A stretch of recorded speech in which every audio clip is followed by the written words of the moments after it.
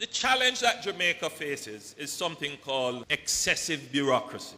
And it is almost in our nature to be excessively bureaucratic. Permit me to exemplify this point. My dear CTD came up and he read an extensive list of all who were here and did an extensive welcome and then invited the mayor to welcome everyone again. We are going to sit here for an hour and a half or more reading everyone's names to make sure everybody's, who should be acknowledged is acknowledged. 30 minutes or an hour that could be spent doing something else more productive. We stand on ceremony, and if we don't get it done in ceremony, we have disrespected, because that's the nature of how we do things. But that is inconsistent with the things we want to achieve. So Jamaica's bureaucracy is a benefit for the country. Let me make that absolutely clear. When we talk of bureaucracy, bureaucracy by itself is not a bad thing. Bureaucracy is not a bad thing. Bureaucracy means a system and a process that administers, governs, and delivers outcomes.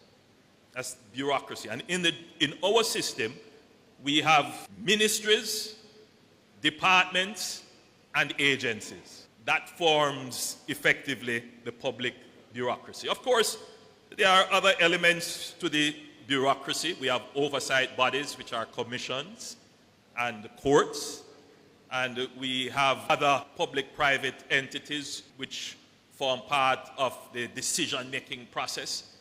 We have very good social partnership which helps in decision-making. So the bureaucracy could be stretched to be much wider than just government.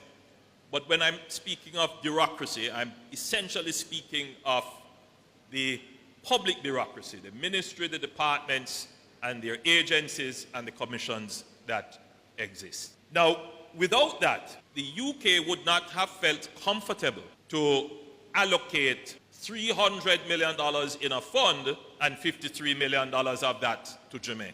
Our bureaucracy gives confidence to other countries who have bureaucracies as well. The bureaucracies talk to each other. There are standards of accounting, and it makes it easier for that exchange to happen. Let me stick up in there and say that Jamaica's bureaucracy is solid, if not dense, and it can compare to other bureaucracies all over the world, certainly in terms of the processes that are there. Because for the last 3 decades, we as a country have gone through a process of layering on regulations and new processes and new standards and new requirements, layering it on so it's thick, it's dense, very sophisticated, but it has become very complicated. And I will make another point regarding the complicated bureaucracy. Much of what we have layered on would have come from the requirements of other countries. In other words, in order for us to interface with international agencies and departments of other partner countries, they say, well, you need to have this in your legislation, you need to have that in your legislation. You would have taken them on. All the parliamentarians would know that when we were doing the fiscal measures, sometimes it was literal cut and paste. Our job would be to debate them, to say, well, make sure they fit within our context, but by and large, we would have adopted. And so when we stand in the international arena dealing with other countries and other entities, and they are looking in on us, they can say, yes, I see where I can do business with you because you have in your legislation similar to what is in my legislation. So we are strong like that, which leads me to say that the United Kingdom should have no hesitation in providing Jamaica with even more grants for the development of the country, particularly having been hit by Hurricane Melissa.